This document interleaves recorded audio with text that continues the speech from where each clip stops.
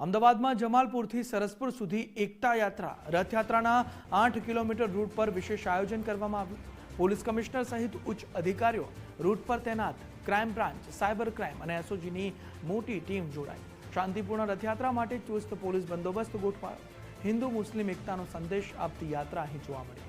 વિવિધ સ્થળોએ પોલીસ કમિશનરનું સ્વાગત કરવામાં આવ્યું છે। ક્રાઇમ બ્રાન્ચ, સાયબર ક્રાઇમ અને એસઓજીની ટીમ પણ આ યાત્રામાં જોડાઈ। એટલે રથયાત્રાનો જે 8 કિલોમીટરનો રૂટ છે તે 8 કિલોમીટરના રૂટ પર આ એકતા યાત્રાનું વિશેષ આયોજન કરવામાં આવ્યું। અમદાવાદમાં જમાલપુરથી સરસપુર સુધી આ એકતા યાત્રા યોજવામાં આવી, જેમાં પોલીસ કમિશનર સહિત ઉચ્ચ અધિકારીઓ રૂટ પર તૈનાત જોવા મળ્યા। ક્રાઇમ બ્રાન્ચ હોય, સાયબર ક્રાઇમ હોય કે પછી એસઓજીની ટીમ હોય, તે તમામ આ એકતા યાત્રા જે યોજાઈ તેમાં જોડાઈ હતી અને શાંતિપૂર્ણ રથયાત્રા માટે ચુસ્ત પોલીસ બંદોબસ્ત પણ ગોઠવી દેવામાં આવ્યો છે।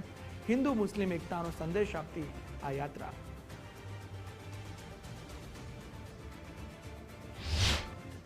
અમદાવાદની ઐતિહાસિક રથયાત્રાને હવે ગણતરીનો જ દિવસો બાકી રહી ગયા છે, ત્યારે અમદાવાદ શહેર પોલીસ કમિશનર દ્વારા રથયાત્રાને લઈને તમામ જે તૈયારીઓ છે તે પૂર્ણ કરવામાં આવી છે અને આજે જે રથયાત્રાનો રૂટ છે ત્યાં પેટ્રોલિંગ કરવામાં આવ્યું હતું। આપણી સાથે સીપી સર જોડાયા છે, તેમની સાથે વાત કરીશું। સર, શું કહેશો, રથયાત્રાને લઈને સતત પોલીસ વિભાગ દ્વારા પેટ્રોલિંગ હાથ ધરવામાં આવ્યું છે, આ વખતની કેવી તૈયારી છે પોલીસ વિભાગની?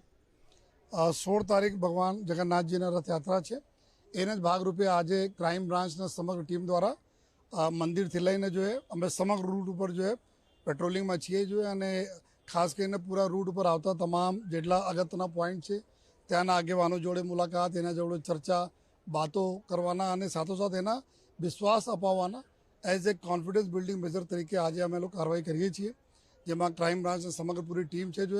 ખૂબ સારા માહોલ છે। લોકો અમે રિક્વેસ્ટ કરીએ છીએ કે આપ अपनी पुलिस पर भरोसा રાખજો। કોઈ પણ પ્રકારનો કોઈ અફવા ફેલાવે તેના પર ધ્યાન નહીં આપવાના। કોઈ પ્રકારનો જો ર્યુમરમાં કોઈ આપ સામેલ નહીં થતા જોઈએ અને રંગે ચંગે જો ભગવાનની યાત્રા પસાર થવાની છે એના માટે અમદાવાદ શહેર પોલીસ એકદમ કટિબદ્ધ છે।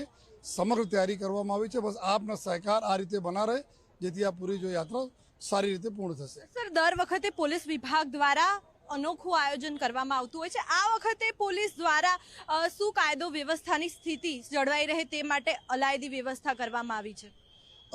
अपना हमें वर्षों जूना वर्षों जो अनुभव प्रमाणे जो है आ वक्त भी घड़ा બધા जो चीज़ें जैसे दाखिला तरीके अपना हाथी जो चाले છે ત્યારે કોઈ ડીજે નહીં વાગે जब तक हाथी पसार नहीं था, જેથી કોઈ હાથીઓને તકલીફ નહીં પડે જોઈએ।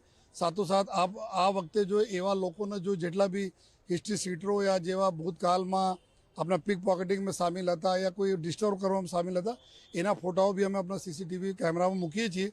ફેસ રિકોગ્નિશન સિસ્ટમ અમે આ વખતે ઇન્સ્ટોલ કરીએ છીએ જેથી કે આ લોકો આઈડેન્ટિફાઈ થઈ શકે જોઈએ।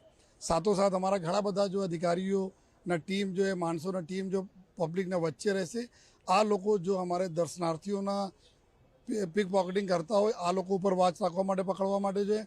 સાથોસાથ જો એ ઘણા બધા રૂટમાં અમારા લગભગ 65 જેટલા ડ્રોન કેમેરાઓથી સમગ્ર रूटना અમે જો સુપરવિઝન કરવાના છીએ અને સાથોસાથ જો અમુક ટેકનોલોજી છે જો આવનાર દિવસોમાં આપને સાથે શેર કરીશ, આ બધાને બી અમે આ વખતે ડિપ્લોય કરીએ છીએ।